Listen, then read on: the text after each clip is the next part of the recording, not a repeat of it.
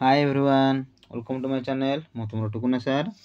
आज आम सप्तम श्रेणी विज्ञान बहिर सप्तदश अध्याय जार ना आवर्जनार परिचालनार समस्त क्वेश्चन आंसर आज आम करवा। पूर्वर आम यही आवर्जनार परिचालना विषय बुझी। आज आम तार समस्त क्वेश्चन आंसर आज आम डिस्कस करवा। चलतु काल विलंब न करी भिडियो को आम आरंभ करवा। जो मैंने मो चैनल रे नुआ आसछ दयापूर्वक चैनल को सब्सक्राइब कर, लाइक कर एवं निजर सांगसाथी मान को शेयर करने को भूलु ना, जहाँफल कि से मैंने किसी यार लाभ उठाई पारे। चलतु आम भिडियो को स्टार्ट करवा। देखु पिले एक नंबर देछि शून्य स्थान पूरण कर। ठीक अच्छे। करे देछि जल रे दूषित पदार्थ मिसी ताकू डैश जल कह जाए। कौन जल कह जाए? अपचयित है। कर अपचयित जल बोली कह जाए। क नंबर। ख नंबर कौन हम? दूषित जल को विशुद्ध करने डैश और डैश रासायनिक पदार्थ व्यवहार करा जाए। कौन व्यवहार कर जाए ना जल को आम जदि विशुद्ध करवा आम कौन कही ना ब्लीचिंग पाउडर एवं क्लोरीन बटिका। ठीक अच्छे। लिख ये प्रथम लिख कौन लिख ब्लीचिंग पाउडर एवं ये जो सेकेंड डैश फ्लेवर लिख क्लोरीन बटिका। ठीक अच्छे। दूषित जल को विशुद्ध करने है ब्लीचिंग पाउडर एवं क्लोरीन बटिका रासायनिक पदार्थ व्यवहार करा जाए। ठीक अच्छे। ग नंबर देख पिले हईजा ओ डैश को जलवाहित रोग कह जाए। क्या?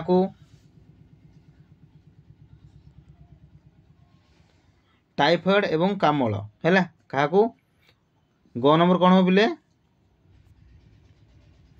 हईजा डैश ओ डैश माने कौन? टाइफॉइड ओ कामल। कामल को जलवाहित रोग बोली कह जाए। घ नंबर कौन हम ना दूषित जलर उपचार फल डैश और डैश बाहर है। कौन कौन बाहर? घ नंबर लिखा दूषित जल उपचार फल गैस एवं विद्युत बाहर। ठीक अच्छे। ओ नंबर कौन हम नला गुड़िक डैश और डैश जाम हो जाए है। ओ नंबर कौन हम पॉलीथिन और छिंडाकना। कौन? पॉलीथिन एवं छिंडाकना जाम होता है। ठीक अच्छे। लिख च नंबर देखिए घर बाहर दूषित जल को डैश कह जाए। कौन कह जाए? च नंबर हूँ अपचयित है। अपचयित बोले कह जाए। छ नंबर कौन ना दूषित जलर उपचार डैश रे करा जाए। कौटे करा जाए? तीनोटी पद्धति रे करा जाए। ठीक अच्छे।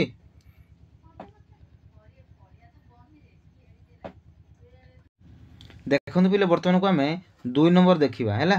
2 नंबर कौन देछि ना 2 नंबर कारण दर्शाई दे। देख पिले कारण लेख लिखी कौन ना नलारे रंधा तेल किंबा पोड़ा मोबाइल इत्यादि पकेवा उचित नुहे। कारण कौन? कारण यह जल को परिष्कार रखुवा अणुजीव मान को मारी दिए है।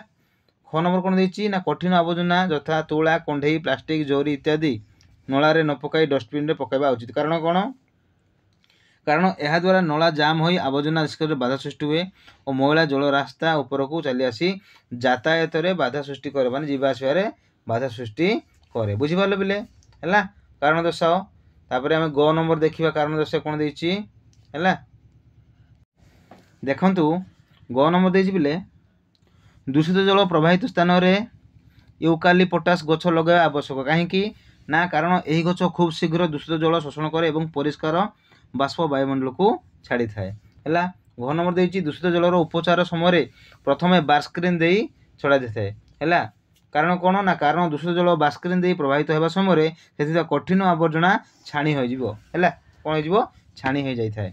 ओ नंबर कौन देछि खोला पुड़िया झाड़ा परिस्रा करवा महामारी कारण। कारण दर्शाओ। कौन कारण दर्शाइब? कारण यह द्वारा उभय वायु और जल दूषित हो महामारी व्यापार आशंका सृष्टि होता है ना नहीं। आम कौन व्यापी मझे कोरोना महामारी है ना नहीं।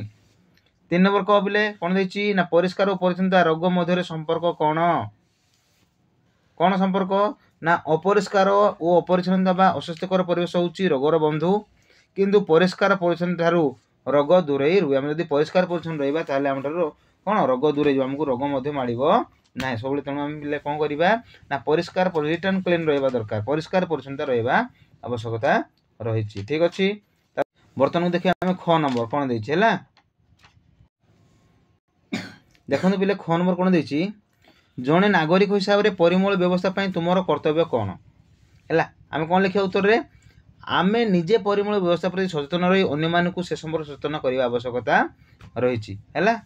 ग नंबर कौन दूषित जलर पुनः व्यवहार पर तुम विद्यालय में कौन कौन कर लिखिपर ना दूषित जल को एक नाली मध्यम विद्यालय बगीचा फूल गछ फूल फल गछमूल दे पारू है। घ नंबर कौन ना विद्यालय परिवेश रे श्रेणीकोठरी बाहर आवर्जना निष्कासन कौन कर सहजरे माटी मिसी पारुवा आवर्जना सबुज रंगर डस्टबिन और माटी मिसी पार आवर्जना लाल रंगर डस्टबिन व्यवहार करूँ लिख है। ठीक अच्छे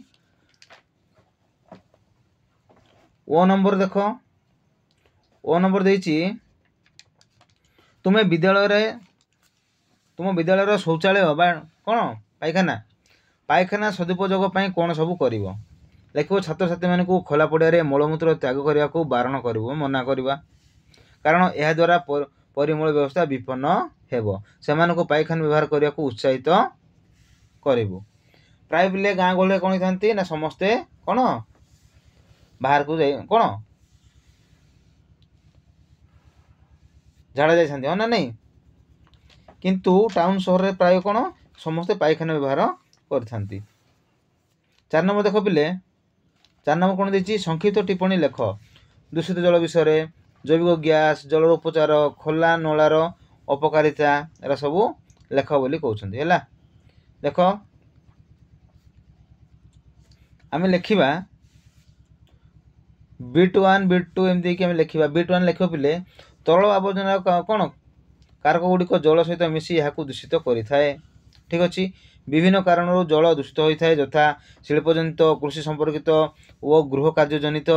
ठीक अच्छे बिट 3 लिख दूषित जल में दूषित पदार्थ गुड़िक द्रवीभूत अवस्था कि भासमान अवस्था थाए।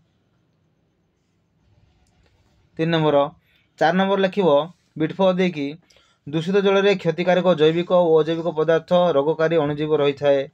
यहाँ हूँ कौन यहाँ हूँ बिट 4 जैविक गैस विषय कौन दूषित जल विषय लिखलु आम बर्तमान को जैविक गैस विषय जब लिखा है कि पॉइंट देकी प्रथम पॉइंट लिख मनुष्य और गाय गोरु मल बाहर गैस को जैविक गैस बोली कहुए। बायोगैस प्लांट रे बीजाणु मान द्वारा मल अपघटित हो से गैस बाहर। 3 नंबर पॉइंट लिख ए गैस रंधन कार्य व्यवहार होता है हूँ ना नहीं जैविक गैस। नेक्स्ट देख बर्तमान देखा पिले आम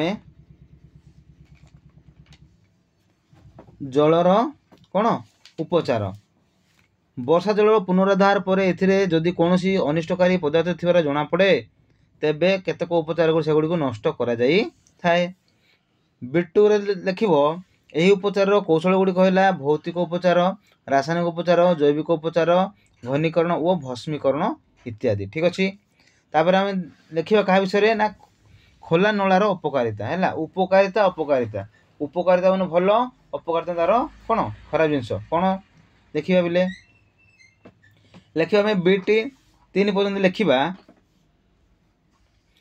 बिट 1 देखिए लिख नला खोला रही विरक्तिकर दुर्गंध बाहर बा दुर्गंध भल गंध नुह है कि नहीं पचा सड़ा गुड़ा सब ये वर्षा दिने खोला नल अधिक पानी पशिवा द्वारा नलार आवर्जना सब उछुली रास्ता उपर जमा हो जाए हूँ ना नहीं तुम मैंने मत देखी पिला हाँ ना नहीं। बिट 3 देख रास्ता यातायात कष्टकर हुए परिवेश अस्वास्थ्यकर रास्ता जावा आसवा कष्टकर हुए असुविधा हुए और परिवेश अस्वास्थ्यकर होता है हाँ ना नहीं।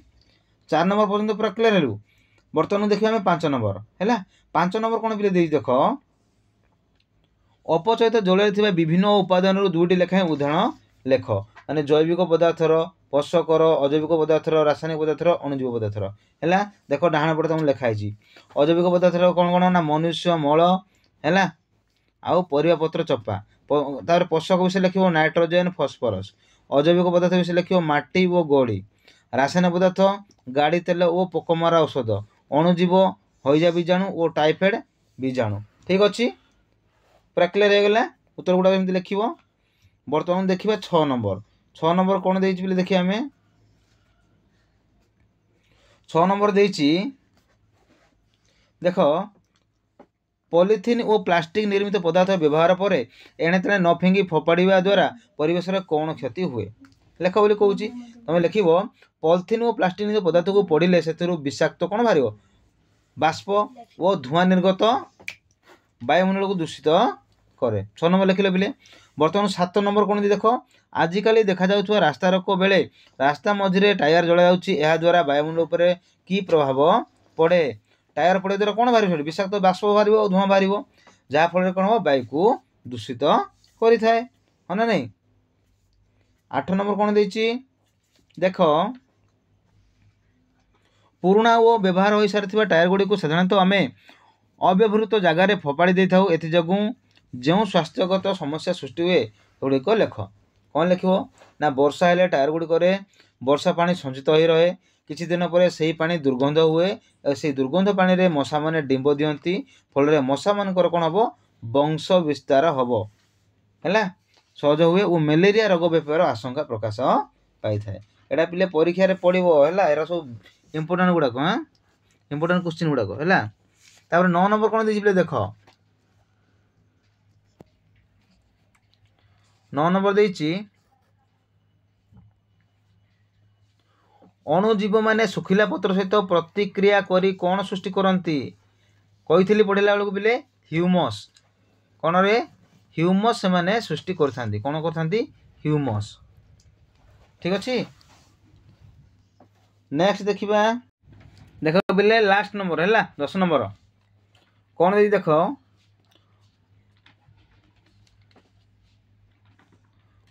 कटक और भुवनेश्वर भली बड़ बड़ सहर निर्गत बहु परिमाण रे बाहित मल को सदुपयोग करने दुईटी उपाय लेख। तुम लिख पॉइंट 1 देखी बायोगैस प्लांट स्थापन करी मलर व्यवहार योग्य तापशक्ति और विद्युत शक्ति उत्पादन करा जाई पारिबो। पॉइंट 1 पॉइंट 2 रे लिख गैस बाहरी सारिबा परे मलर अवशेष को जमी रे सार रूपे व्यवहार करा जाई पारिबो।